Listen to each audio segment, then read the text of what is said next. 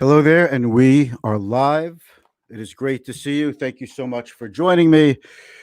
You're watching a new episode of Be the Boss of Your Money, and it's almost like a new era because what we expected to happen sometime in the fall with a surge of COVID-19 cases is happening right in the first few days of summer. I mean, we're not even into July yet. So that's what this is about, and that's why the market took such a big hit today. And it was a pretty ugly day. I can't hide it. I always look for a silver lining in a down day. I always look for a dark cloud in an up day just to keep things level, keep myself contained. You don't want to get over enthusiastic. You don't want to get overly negative. It's just really, I think, temperament in terms of being able to stay cool, calm, and collective. That's a real hallmark of a good investor. This time too shall pass. But today was an ugly day, and it does give us a little bit more to worry about, even more so than about 2 weeks ago when we had a day where the Dow was down about 1,800 points. I feel like today was even worse. Anyway, my name is Mitch Goldberg. You're watching a brand new live episode of Be the Boss of Your Money because I want you to be the boss of your money, not your money to be the boss of you. We are back in the studio. It feels great. Now we're going to do the intro. We're going to let the intro roll, and then we've got a whole host of things to catch up on.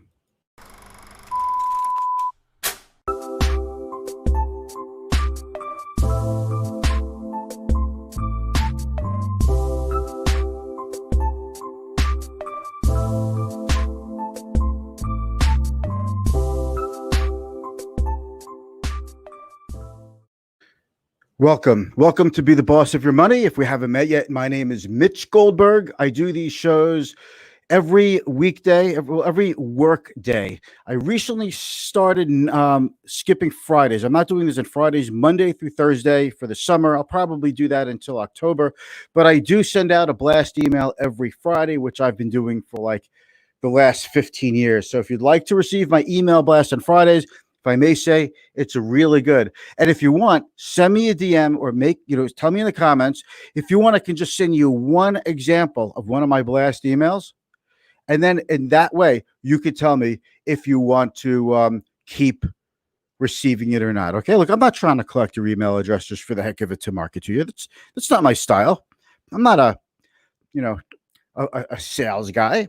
I have nothing against sales guys. I guess everything has a hint of sales in it. But seriously, if you'd like to get my email, let me have your email. I'll send it to you. And if you like it, tell me, hey, you know what? Sign me up on your email list. I won't even put you on my email list until you tell me you want to be on my email list. Okay. So my name is Mitch Goldberg. Thanks so much for watching. Be the boss of your money.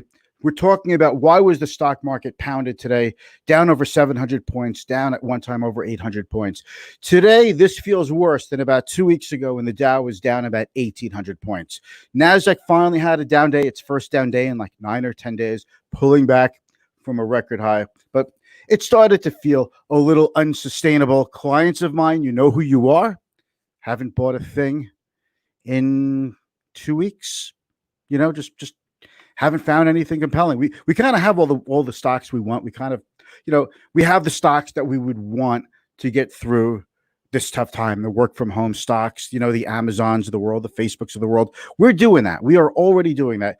But let's talk about today. And I want to talk to you real quick about why today was such a horrendous day. But first, if you're a viewer of the show, we always like to do a quick update, not just an update, but to give you context, perspective on why today was such a tough day. So we're going to do share screen. We're going to do that now. I've got my whole studio set up, and it's just really just loving it.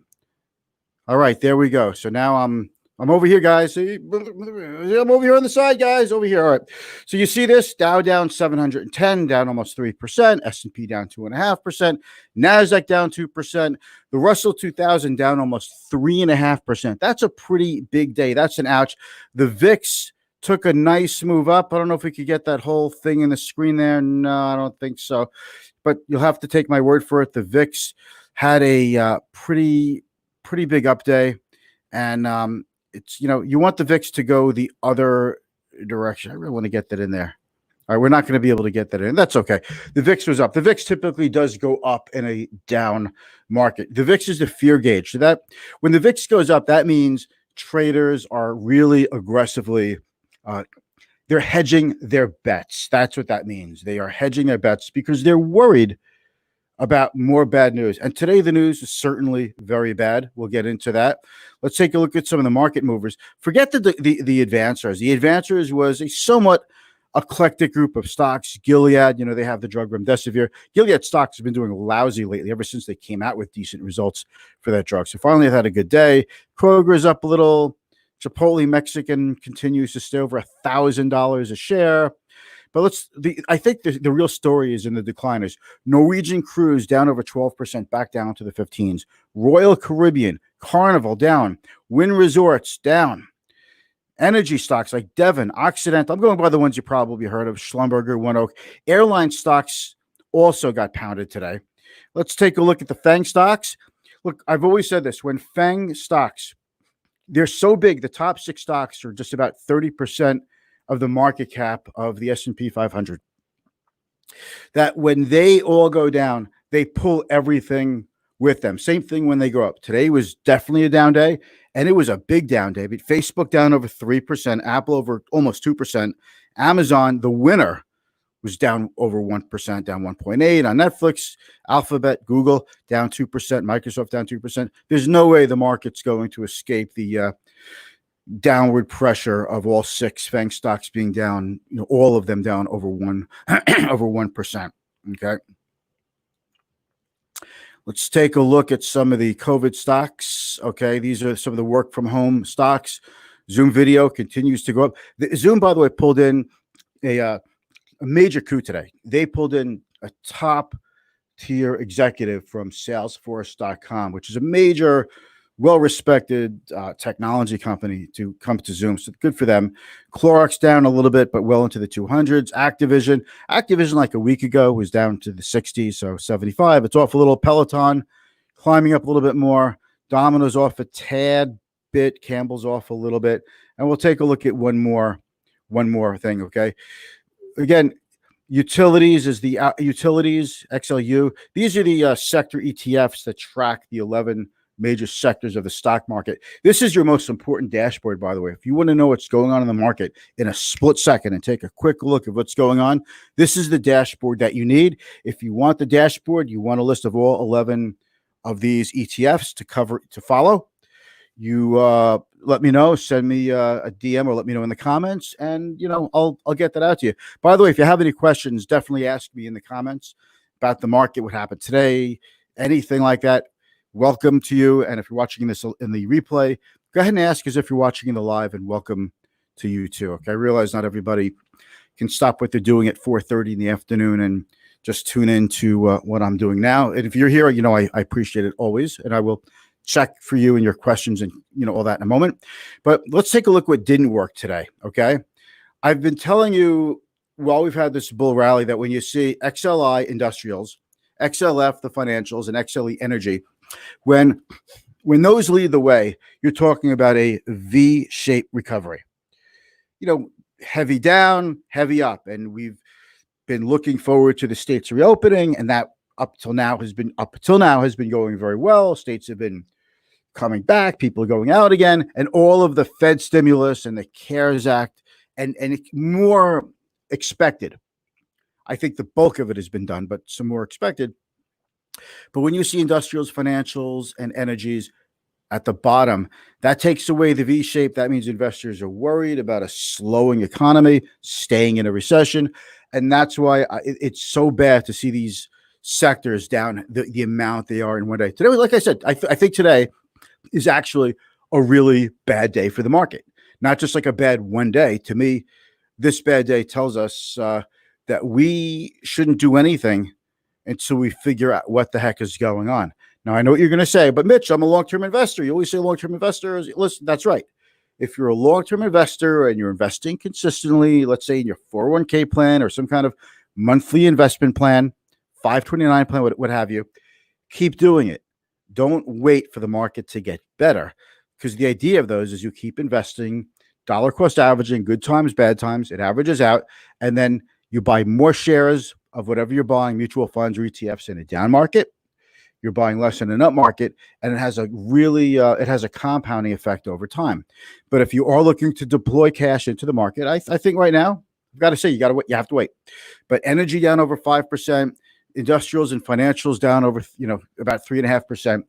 That's really ugly. That doesn't even put in a U-shaped recovery. This is more like an L-shaped recovery, like the economy and stock market go down and they stay down. Now we did have so far a V-looking chart. The S&P 500 hit year to date ever so slightly positive about 2 weeks ago, but it's all been downhill since then. I'm going to stop the screen share. Okay, I'm going to pull myself back into view. I'm working a couple of screens here, and I love doing this stuff.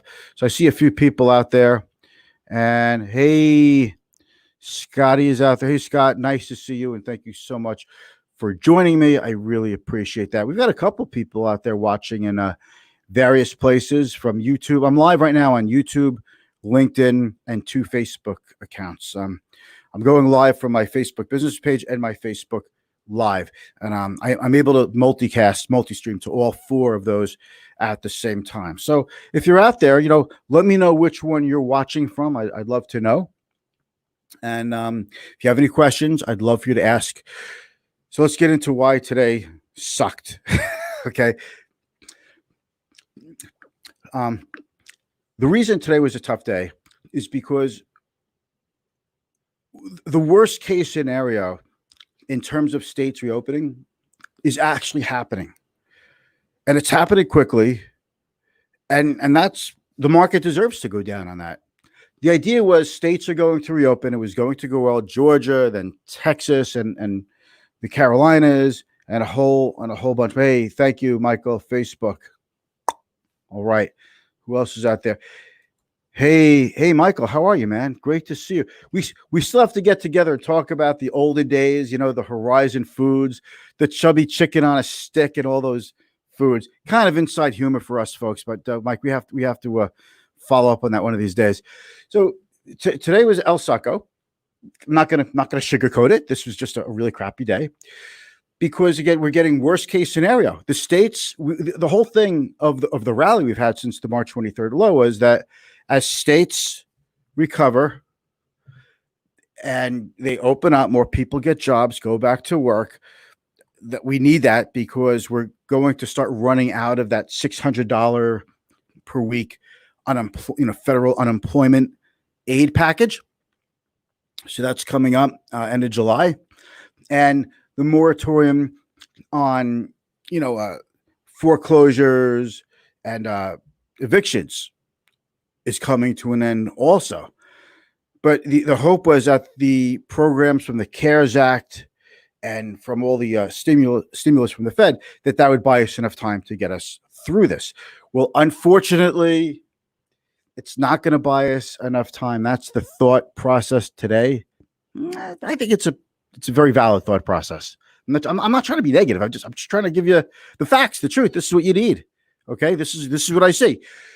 So in Florida now, you have over 100,000 cases, and it's growing by leaps and bounds of confirmed cases. And it's not just because of more testing. I know that's what everybody says. Oh, but they're testing more. Yeah, but a greater percentage of the people who are being tested are actually positive, and a greater percentage of people are going to the hospital. So if you can't just say it's just a rising number because more people have it. If more people, because some people don't show symptoms, some people have mild symptoms, some people have really bad symptoms, and some people go to hospitals, and some go on ventilators, and then what happens after that. Not everybody who goes on a ventilator. I'm saying the next step. Okay, so that is happening in a greater percentage, and it's not just Texas or Florida. It's California even, and California has been very careful and has had a quarantine and shutdown of businesses. So it's really disheartening to see.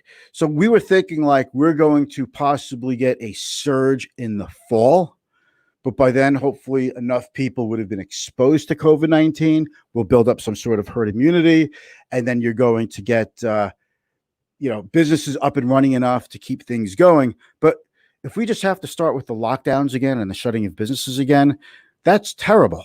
But the only thing worse than people not flying, and the only thing worse than people not going out to restaurants, is the only thing worse than a shutdown, when the state shuts you down, is when people are actually afraid. And that is a much harder thing to tackle, consumer psychology. When consumers have such negative psychology, because, think of it this way. We had the shutdowns, things open up, and people run out to get a haircut, to eat, to meet with people, and get back to some kind of normal life because they want to. But what if you open everything up and people are afraid to fly, afraid to go to a restaurant, afraid to congregate?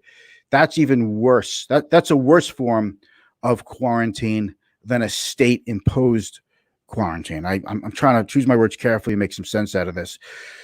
So with rising cases and all the differences, I'm not going to just rattle off all the statistics. 100,000 in this state, 140,000 in that state. They're about half the states in the country are seeing a pretty sharp rise in positives from testing, hospitalizations, and hospitalizations. Everything. There's a pattern. It's after that is expected to be ICU admissions. And again, I remember when New York started to have their shutdown, and I know a lot of people thought like New York was maybe being overly cautious, overly afraid. As you could see, they were probably not. But our cases are still going down here. I'm worried, though, that they're going to start going up again because people are starting to get careless again. Okay. Got to keep wearing the masks. Just you got to do it. So that's the title of this. No mask equals down stocks. People can't get lazy. They have to follow the guidelines. You have to keep putting, I carry this wherever I go. This is my hand sanitizer. I still carry it. I haven't gotten lazy. It's been about 3.5 months that I've carried a little bottle of hand sanitizer with me. And I usually have my mask. I have a mask on me in my pocket. It's right over. My mask is like right over there on a shelf. Okay. So I keep this stuff with me at all times. I have extra masks and gloves in my car. My kids we don't go anywhere without a mask on. If we're outside, we're riding our bikes, going to the beach, and we're not so close to people, we don't wear masks. But, you go to a store or you walk through my office building, whatever, you're putting that mask on. So that's the story. States where the COVID-19, the pandemic, wasn't taken quite as seriously are really starting to see what happens when you're not careful. And I pray for all these people, and hopefully everyone will get really quickly will get very careful and help slow this down. The idea was not to eliminate it, in my opinion. The idea was the surge, because it's so contagious that it's like cockroaches. When a few people are COVID positive, it means you only see a few, but there's hundreds more cockroaches everywhere. Okay. They're all over the place. So a positive test result for COVID means that there's many others that are positive. They're all over the place. But the idea is we want to slow it down so we don't get these dramatic surges that take up all of the ventilators and ICU beds and the PPE equipment and just flood the staff of these hospitals. We were really worried about it in New York City. Parts of New York and Queens and some in Brooklyn had major issues, but luckily we never got to the need of using the surge hospitals that we thought we could use. We had the Comfort come in to New York Harbor. We turned the Jacob Javits Center into a field hospital. They put a field hospital. Army Corps of Engineers, I guess, built a field hospital in Central Park across from Mount Sinai Medical Center. So anyway, here's the plate of the plate. I don't think we're testing the lows, the March 23rd lows that we hit in the major averages. But I do think the hopes for much improved employment figures going forward are going to be delayed, which means maybe the market's gone too far. Obviously, that's what's happening because the market's coming down now. I do think that it takes longer to come out of this recession. And I do think consumers